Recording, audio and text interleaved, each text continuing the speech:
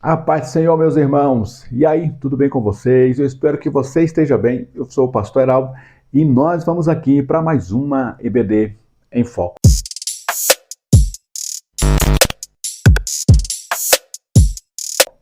Pois bem, meus queridos irmãos, nós estamos na lição já de número 9.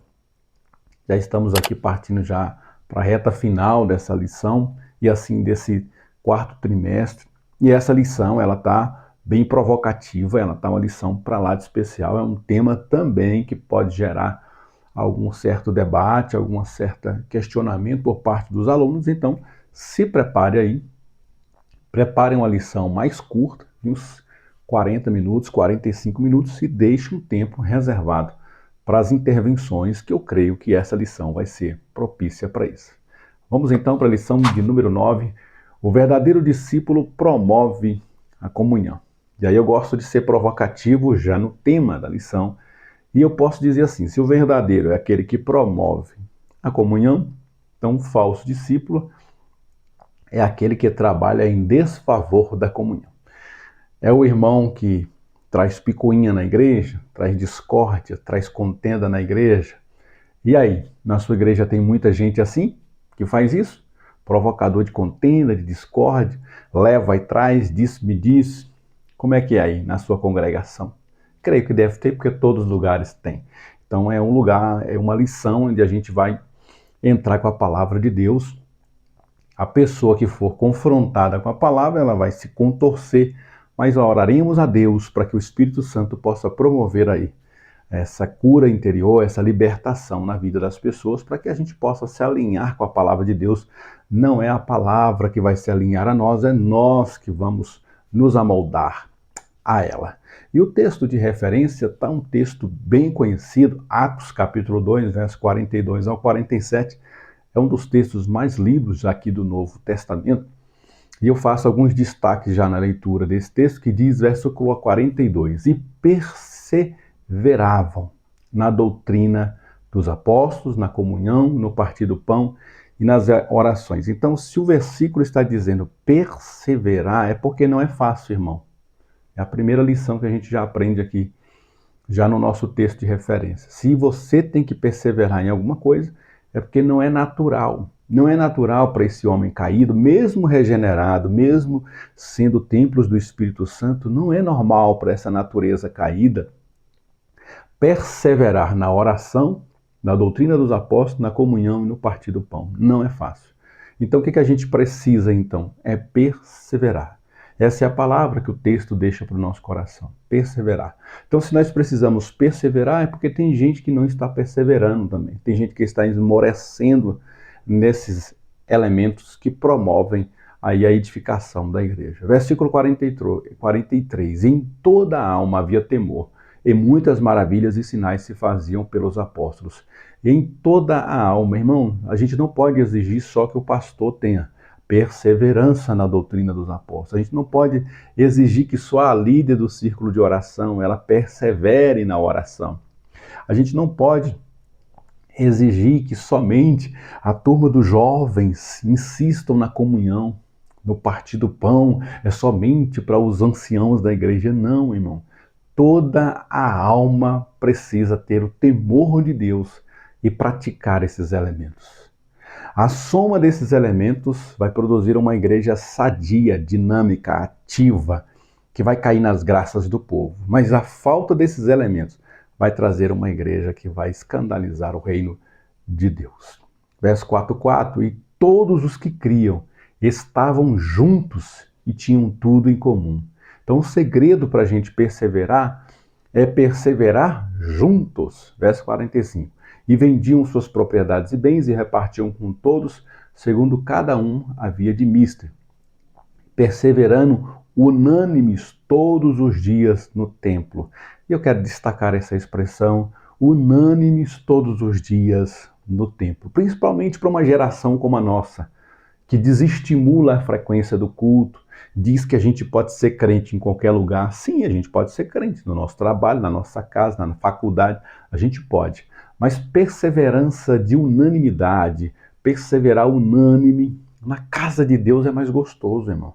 Perseverar na presença de Deus, na comunhão com os irmãos, na presença dos irmãos, entre os irmãos, na casa de Deus, no templo do Senhor é mais gostoso. Não sei se você é assim, mas eu gosto muito de estar na casa do Senhor, na congregação, entre os irmãos, envolvido com as coisas da igreja. E precisamos então perseverar, mas não é perseverar somente, é unânime. Mas não é só perseverar, perseverar unânime, é perseverar unânime no templo, na casa de Deus. Partindo pão em casa, comiam juntos com alegria e singeleza de coração.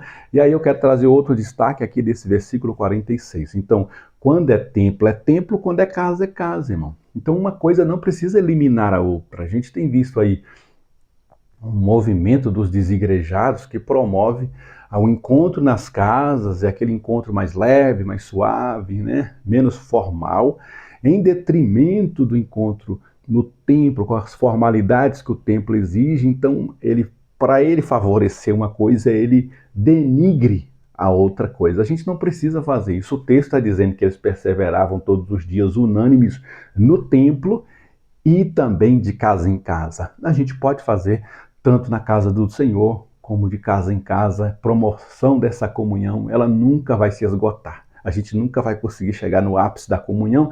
Então, tudo que a gente fizer para a promoção da comunhão será bem-vindo. Verso 47, louvando a Deus, caindo na graça de todo o povo, e todos os dias acrescentava ao Senhor à igreja aqueles que se haviam de salvar. Talvez é isso que está faltando para Deus acrescentar na nossa casa, né? Talvez é isso que está faltando para Deus acrescentar na nossa igreja. Talvez está faltando essa unanimidade, está faltando essa perseverança em nós, para que a gente venha cair nas graças do povo e Deus possa acrescentar a cada dia aqueles que vão sendo salvos. Eu ouvi uma ilustração há uns anos atrás, eu guardo ela até hoje no meu coração, quando ela diz assim, imagina um pai que vai matricular um filho numa escola particular, ou que seja pública, tá? E ele vai procurar uma escola para o seu filho. Imagina uma escola particular, é mais fácil da gente entender isso. E ele vai lá e ele vai olhar o quê? A estrutura da escola, o corpo docente da escola, se tem segurança na porta, se tem estrutura nas salas, se tem ali uma segurança na estrutura, se não vai cair um telhado na cabeça do filho dele, se não tem grades enferrujadas, se a equipe que vai trabalhar lá está sendo bem tratada, bem cuidada, se não é professores que estão sendo mal pagos. Tem gente que quando vai procurar uma escola para os filhos, ele quer saber até quanto os professores ganham. Sabia que isso influencia? Professor bem pago, ele com certeza vai se esforçar para fazer um trabalho melhor. Não é isso que determina, mas também pode ajudar na promoção de um bom trabalho de um professor. Enfim, e aí o pai vai numa escola, procura uma escola, procura outra, até que ele ache uma que ele diga assim, meu filho vai estudar nessa escola. Eu gostei da diretora, eu gostei da estrutura, gostei das professoras, gostei da estrutura pedagógica, gostei de tudo. É seguro, tem câmera, é aqui que meu filho vai estudar o resto da sua vida. E assim também, irmãos, em relação ao nosso Deus. Imagina o nosso Deus transformando corações. Nesse exato momento, Deus está trabalhando na mente, na vida, no coração de pessoas. E Ele vai encaminhar essas pessoas para as igrejas. Você acha que a sua igreja é adequada para receber alguém? Você acha que a nossa igreja, a tua igreja, a igreja que você pertence, que eu pertenço, é adequada para Deus mandar essa pessoa para lá? Se Deus fosse matricular esse filho na fé, e essa pessoa que acabou de se converter aí na tua igreja, a tua igreja ia receber bem essa pessoa? Essa pessoa passou pela porta, ela ia ser bem abordada? Essa pessoa passou ali pela porta, ela foi acompanhada, ela foi bem tratada, ela foi visitada, ela foi instruída, ela vai ser acompanhada, ela vai fazer parte da estrutura da igreja? E aí? Aí fica a resposta. Então por isso que muitas das vezes Deus não está acrescentando na nossa igreja, a igreja a qual a gente pertence, porque Ele é Pai, Ele conhece. Essa estrutura aí, se eu colocar meu filho aí, meu filho rapidamente vai se perder. Ele é problemático, ele tem problemas, ele tem dificuldades. Se eu colocar ele em uma escola que a estrutura não oferece um apoio adequado, meu filho não vai aprender. Assim também é Deus, irmãos. Se Deus coloca algumas pessoas aí na tua igreja, seja sincero, essa pessoa ia crescer mesmo? Se Deus colocasse um novo convertido agora aí, na estrutura que você tem, se questione. Essa pessoa tem tudo para se dar certo, para ser acompanhada, ser lapidada, se tornar um obreiro, um líder, uma pessoa de Deus? Ou ela simplesmente vai sentar no banco e vai ser abandonada?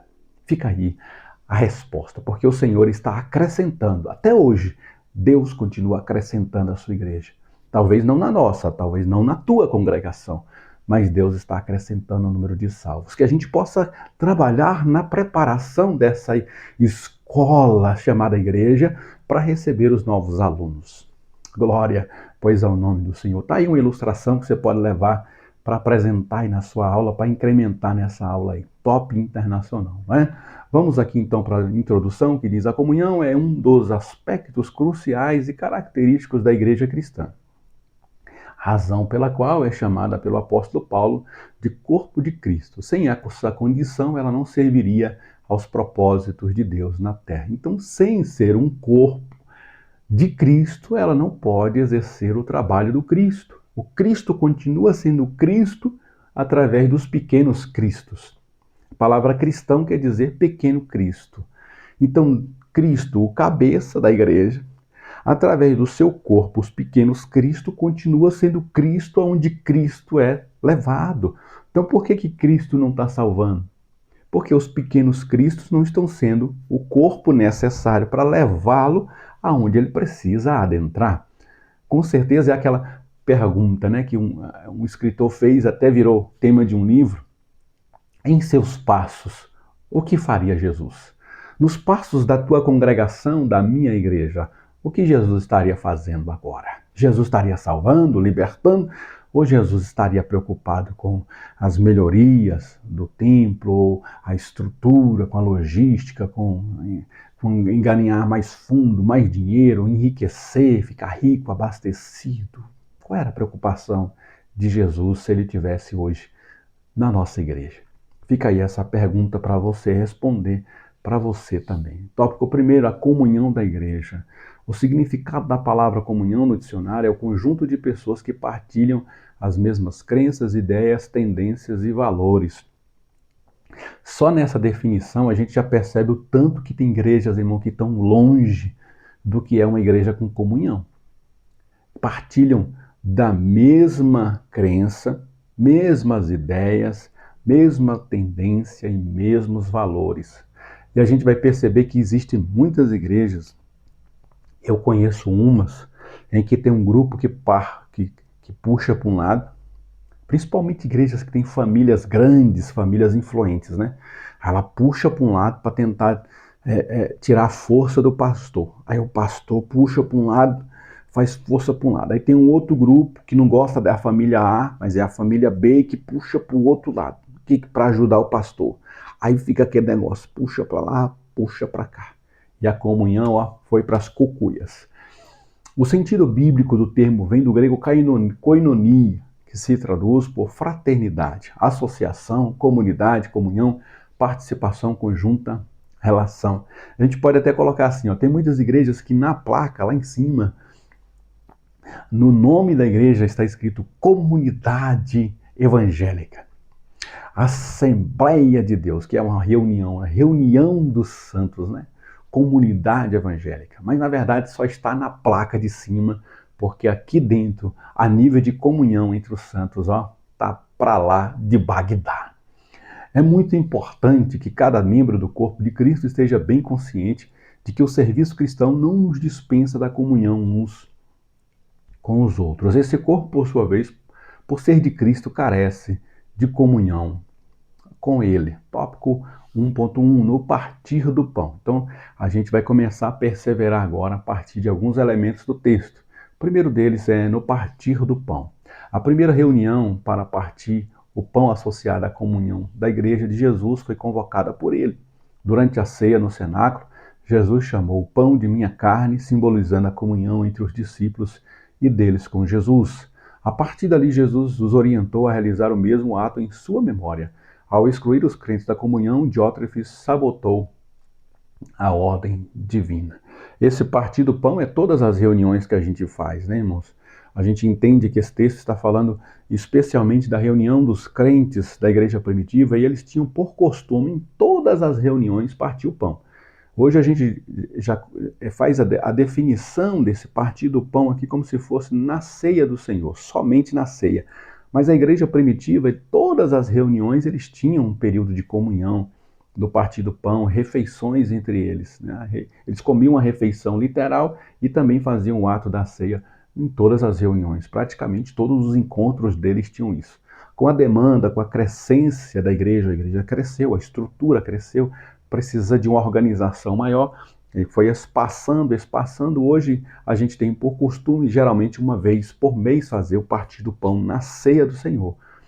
Mas a igreja que pudesse fazer isso todas as semanas, não haveria nenhum problema, porque é um símbolo da comunhão cristã. E sempre que a gente faz isso, a gente está lembrando que Cristo morreu por causa de mim, que sou um miserável pecador que está aguardando a tão bendita ressurreição e a volta do Senhor Jesus para nos levar, para sempre estarmos com o Senhor.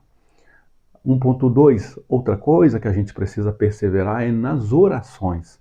A oração é uma atividade espiritual que promove a comunhão, seja individualmente ou em grupo.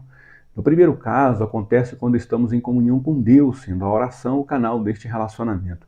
No segundo, é a unidade da igreja quando está reunida no mesmo propósito. Foi por meio da oração que Jesus pediu ao Pai para que nós nos tornássemos um entre nós mesmos e um com Ele. Esse desejo de Jesus era sua prática de vida e ministério, pois estava constantemente em oração e comunhão com o Pai em momentos bons ou difíceis.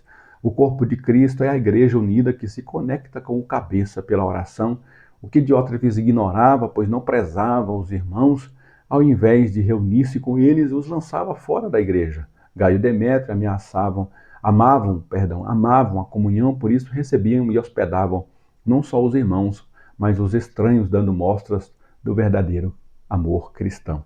Até mesmo nas orações. E essas orações, pelo que dá a entender da igreja primitiva, elas aconteciam no templo, mas elas aconteciam numa dinâmica muito grande nas casas, porque havia a perseguição nos locais públicos. O que acontece? Eles precisavam, então, encontrar locais alternativos para orar, e a demanda que eles tinham na época era muito grande.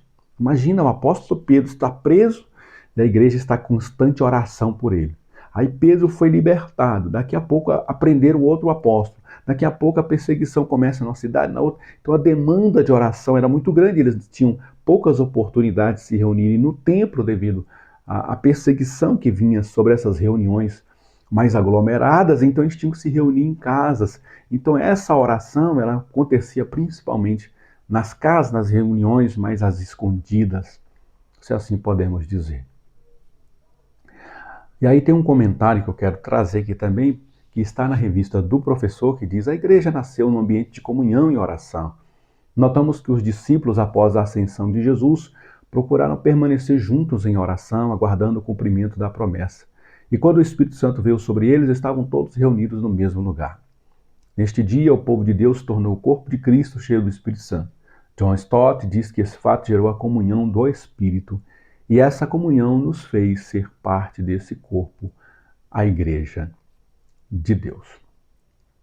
1.3, na doutrina apostólica ou na doutrina dos apóstolos. Antes de entrar aqui, sempre as pessoas questionam a gente: que doutrina dos apóstolos seriam essas? Na verdade, a doutrina dos apóstolos são os ensinamentos de Jesus, aprendida pelos apóstolos e agora sendo replicada pelos apóstolos, que hoje são replicadas por nós. Hoje a gente não pode dizer que essa doutrina é a doutrina do heraldo, é a doutrina da Assembleia, é a doutrina da Deus e Amor, porque infelizmente a gente confundiu doutrina bíblica com costumes, com elementos que fazem parte de uma liturgia ou de um conjunto de crenças daquela instituição. Então, a instituição crer que tem que usar o véu, a outra crer que não pode isso, a outra crer que o hino tem que ser assim, o ritmo tem que ser assado. E a gente confundiu isso com doutrina. bíblica. Mas a gente poderia dizer a doutrina da Assembleia de Deus, a doutrina dos apóstolos, a doutrina da Batista, desde que a gente permanecesse na doutrina de Cristo Jesus, que foi o que os apóstolos estavam fazendo. Então, doutrina dos apóstolos é por causa do ensinamento de Jesus que eles aprenderam com Jesus e estavam passando para frente, e a gente só chamava isso de doutrina dos apóstolos.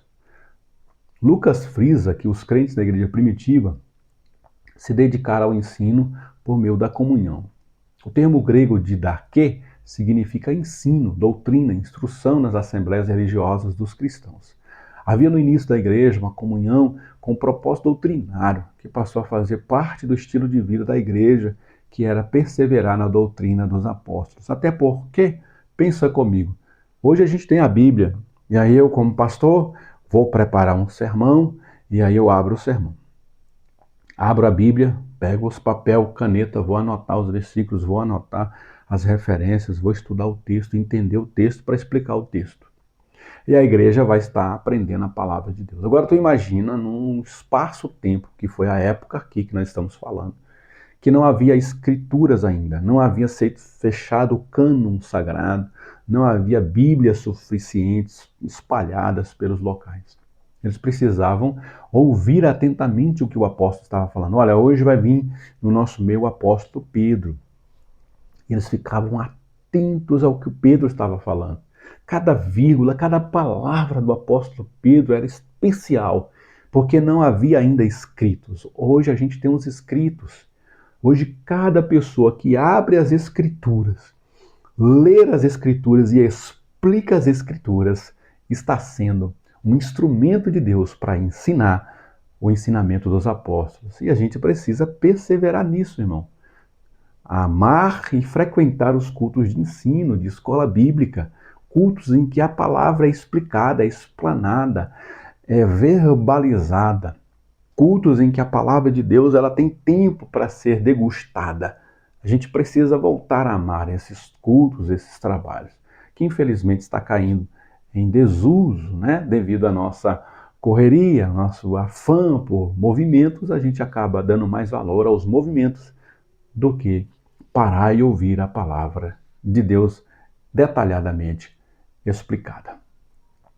Há mais um comentário aqui que diz: cristãos que negligenciam a palavra de Deus ficarão secos e sua alienação espiritual pode espalhar morte por todo o seu campo eclesiástico. A corrupção e a doença espirituais na vida de um discipulador podem espalhar-se como um câncer por toda a vida espiritual de todos os que estão ligados a ele. A falsa doutrina, juntamente com a má conduta, pode condenar muitos ao inferno mais rapidamente do que todas as paixões ou pecados da carne. Diótrefes não podia suportar o peso da doutrina de João, que era séria e verdadeira, voltada para as profundidades interiores do ser. Interessante aqui, irmãos, atente para esse testemunho que eu vou contar. Havia uma irmã, conhecida por nós aqui, uma irmã piedosa, frequentadora de oração, uma pessoa de Deus, uma pessoa fantástica. Admirava muito aquela mulher. Uma mulher que perseverava na oração, estava em todas as orações, estava em todos os cultos.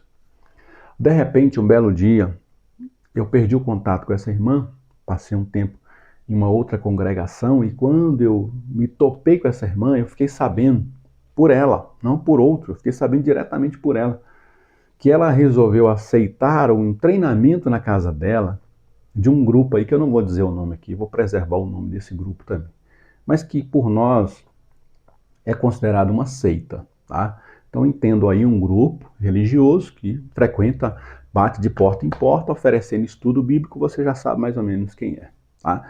Então essa pessoa aceitou esse estudo bíblico, aceitou ali às vezes estudar o texto bíblico com essas pessoas. E infelizmente essa mulher recebeu então uma lavagem cerebral tão grande na cabeça dela. E quando eu me encontrei com ela um tempo depois, a gente se cumprimentou, eu não sabia ainda o que tinha acontecido com ela, e a gente passou ali uns 5 minutos a 10 minutos conversando. Pasmem vocês, ela passou de 5 a 10 minutos tentando me convencer daquilo que ela tinha sido convencida pelos homens, que era a doutrina, que salvaria ela. Coisas que A gente olha para as Escrituras e não é ponto de salvação, não é ponto de salvação. Salvação está em Cristo e ponto final. Qualquer coisa que a gente coloca como um gatilho de salvação está errado, irmão. Isso é antibíblico. Tudo que nós precisamos para ser salvo está na pessoa de Jesus e ponto final. E essa pessoa me passou vários minutos falando de guardar isso, de fazer aquilo, não pode comer isso, não pode comer aquilo. Se você faz isso, não é isso. A gente não é da gente que está na igreja que a gente está hoje, né? Que ela pertencia, a gente não vai herdar a salvação porque a gente faz isso, a gente faz aquilo outro. Não deveríamos fazer isso, não deveríamos fazer aquilo. Ela recebeu uma verdadeira celeuma, uma lavagem muito pesada na mente dela, de maneira que ela estava questionando a nossa salvação. Ela se colocou no rol de pessoas exclusivas. Somente aquele grupo vai herdar a salvação. E é uma das primeiras características de uma seita. Quando a gente estuda seitas e heresias, a gente descobre que uma das características da seita é exclusivismo. Então, se você está numa religião que bate no peito e diz só nós aqui está salvo, cuidado. É uma característica de uma seita. Nós cremos, irmãos, que Deus pode salvar uma pessoa agora, onde Ele quiser. Se Deus quiser pegar alguém agora dentro de qualquer religião e salvar essa pessoa e levar ela para o céu, Deus é o autor da salvação. Em Cristo Jesus, todos aqueles que estão em Cristo Jesus serão salvos.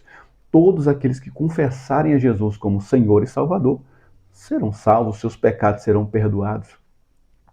Independente dele ter guardado dias, feito tipo de cerimônia, se é o dia de domingo, se é o sábado, se come isso, se come aquilo, não interessa, tá bom? Então que você tome cuidado com as doutrinas falsas que estão sendo espalhadas, porque pode fazer você desviar-se da doutrina dos apóstolos, tá?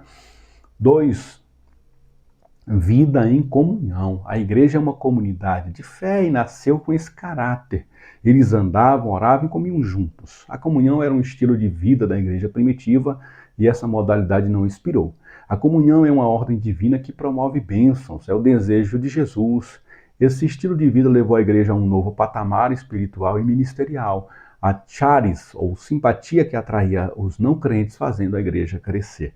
Então essa dinâmica sempre me chamou a atenção nos crentes, quando eu não era crente ainda, mas morava muito próximo a uma igreja evangélica. Então da minha casa eu vi o fluxo de crente para lá, para cá, indo para os cultos, voltando dos cultos. E uma coisa que sempre me chamou a atenção era essa animação dos crentes, esse envolvimento deles, essa comunhão que tinha no meio dos crentes. Isso muito me chamava a atenção.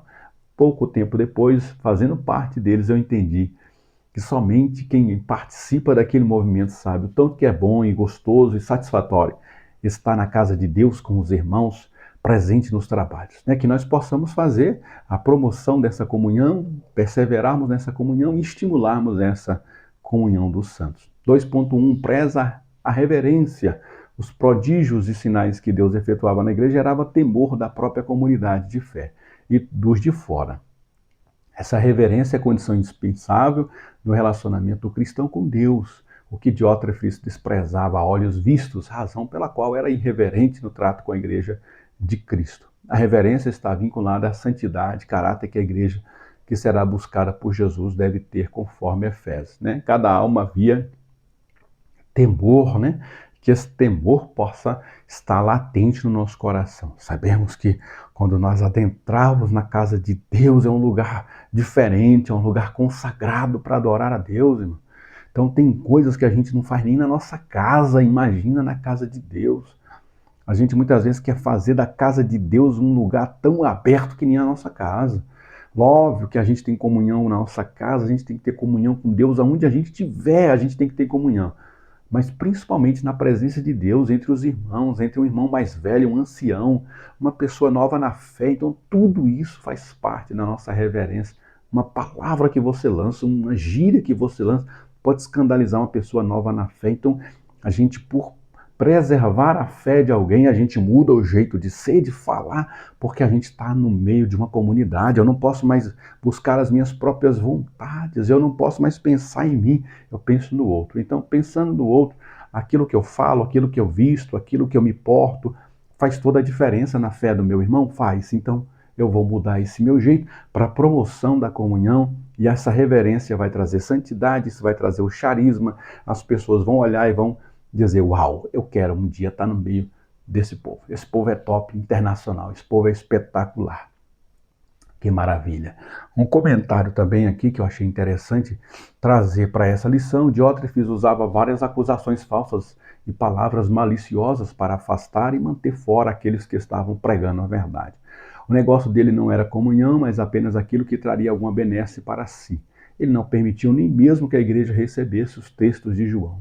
Que coisa, né, complicada esse tal de Demétrio, né? Seus esforços para proteger seu próprio império religioso eram prejudiciais à causa de Cristo. A igreja só tem um Senhor e Deus que deve ser reverenciado.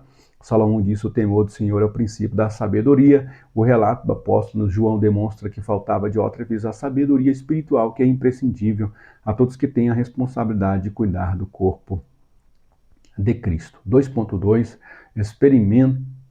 experimenta o sobrenatural. Então, uma igreja que também por tudo isso, e também por viver isso, e também por ter a presença do Espírito Santo, vai experimentar sim o sobrenatural. A sobrenaturalidade era contínua, sendo a marca da igreja, e continua sendo a marca da igreja. Muitos sinais e prodígios aconteciam no meio dela através dos apóstolos. O que antes eles testemunhavam com Jesus, agora com o nascimento da igreja, passava a ser realizado por eles. As experiências sobrenaturais e o poder de Deus eram meio de convencer os não crentes, além de mostrar a autoridade da igreja. Para Diótrefes, o que importava era exibir o seu superpoder humano por meio de ameaças e intimidações. É preciso estarmos atentos quanto ao aspecto sobrenatural da igreja, pois trata-se de algo inerente à sua própria natureza, edificada por Cristo, sobre Cristo e feita morada de Deus.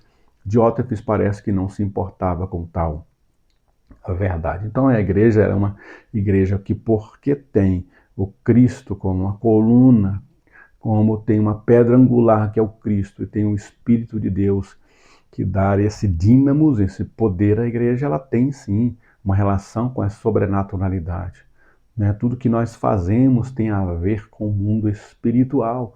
A gente não faz só obras humanas, também fazemos obras humanas, muita coisa do que a gente faz também é trabalho humano. Deus pode usar a nossa vida através de uma ação social, através de uma ação conjunta da igreja, salvar alguém de alguma situação humana. Mas, acima de tudo, a nossa ação ela é sobrenatural. Quando as pessoas estão desesperadas, diga para mim, irmãos, quando uma pessoa está aflita, desesperada, não tem saída para determinada coisa, onde é que ela vai? Antigamente era assim, onde é que ela vai? Vai atrás de um crente, de uma irmã de oração, era assim que funcionava. Vai ir na casa da irmã, aquela irmã lá, quando ela ora, vocês precisam ver. Aquele irmão, quando ele ora, quando ele impõe as mãos, Deus usa muito ele. É a sobrenaturalidade que precisa voltar ao nosso meio. Glória a Deus. E aí a gente tem mais um comentário, diga assim, ó, chamamos de sobrenatural tudo que não conseguimos explicar naturalmente. Deus quer que aprendamos a viver de forma a não sermos guiados e influenciados unicamente pelas circunstâncias naturais, mas dirigidos pelo Espírito Santo. Maus discípulos como Diótrefes só veem o que enxergam naturalmente. Eles não creem e não buscam uma vida sob nenhum comando, nem mesmo divino. Assim estão fora do âmbito do qual deveriam fazer parte, onde Deus age. A gente vai ver vários testemunhos de pessoas que vão se converter a Deus em situações extremamente atípicas, né?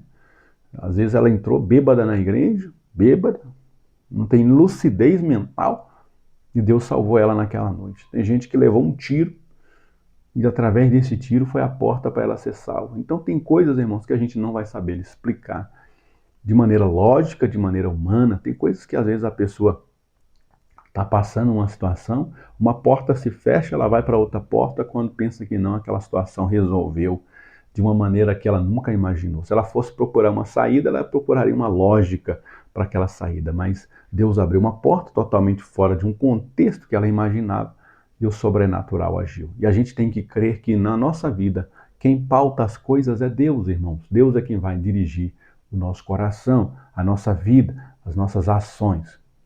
2.3, convive em comunidade. A igreja é a comunidade cristã, um ambiente de fé onde a vida deve ser compartilhada. que eles sejam um, Jesus pediu. Antes de iniciar seu ministério, ele mesmo nomeou 12 homens para que estivessem consigo, partilhando o chamado. Os primeiros cristãos começavam a moldar esse novo modo de viver, passando a ter tudo em comum, ou seja, a viver sob o koinos, termo grego que significa comum, ordinário, compartilhado por muitos. Esse era o espírito sobre o qual Gaio vivia como obreiro generoso e hospitaleiro, que dava abrigo aos missionários em sua casa. E aí o tópico de número 3 diz objetivos da comunhão. A comunhão quebra o egoísmo, pois funciona pelo altruísmo, como ensina o apóstolo Paulo em Filipenses 2, 3, 4. Considerem os outros superiores a si mesmos, não atente cada um para o que é propriamente seu, mas cada qual também para o que é dos outros. 3.1 Unanimidade de propósitos. O termo unânime vem do original grego homotumadon, que tem o sentido de com uma mente, de comum acordo, com uma paixão singular, única. Esse significado aparece em 10 de suas 12 ocorrências no livro de Atos. Isso nos ajuda a entender a singularidade da comunidade cristã. Homotumadon é um composto de duas palavras que significa impedir e em uníssono, que aponta para harmonia em grau e tom. Uma coisa que está tão harmoniosa, que está harmoniosa em grau e tom. Uma coisa que tem sinergia, caminha com um volume de propósitos e para uma direção só. A igreja nasceu para que seus integrantes andassem em harmonia de propósito, viver e compartilhar as boas novas. Gaio e Demétrio andavam na verdade, ou seja, estavam sob o propósito divino, mas Diótrefes vivia para os seus próprios interesses. Imagina os irmãos indo para a região onde Diótrefes era pastor, era líder, e o Diótrefes armando para que esses irmãos não recebessem guarida. Que coisa mais terrível, irmão. Esse camarada, esse Diótrefes, é um abençoado, né? Então a igreja está caminhando, fazendo a obra, e ele, de vez de dar guarida para esses irmãos, abrigar esses irmãos para que esses irmãos continuem fazendo a obra, ele armou tudo para que os irmãos fossem impedidos de chegar, e não só os irmãos, mas os escritos de João, os ensinos de João, não chegavam à comunidade em que Diótrefes era líder, ele era pastor. Terrível, né? Faltava essa unidade de propósito, essa sinergia, essa harmonia em grau e tom. Essa palavra até difícil de dizer, né? Homotumadon. Faltava esse homotumadon na comunidade a qual Diótrefes era pastor. Aqueles irmãos perderam muito, né, com isso. Infelizmente, um pastor desencaminhado, ele desencaminha toda uma geração. Imagina aqueles irmãos que viveram sob a tutela de Diótrefes. Que comunidade deve ter sido aquela? Terrível, né? 3.2 Concordância. Pouco antes da vinda do Espírito Santo, os discípulos de Jesus receberam uma ordem dele para ficarem unidos em oração enquanto esperavam a promessa do Espírito. A decisão deles foi obedecer e, cumprindo-se o dia de Pentecostes, estavam todos reunidos no mesmo lugar. Havia neles o mesmo coração, cujo termo original grego é cardia. Por isso o Espírito caiu sobre todos. Gaio e Demétrio estavam juntos em concordância com seu líder João para o mesmo propósito.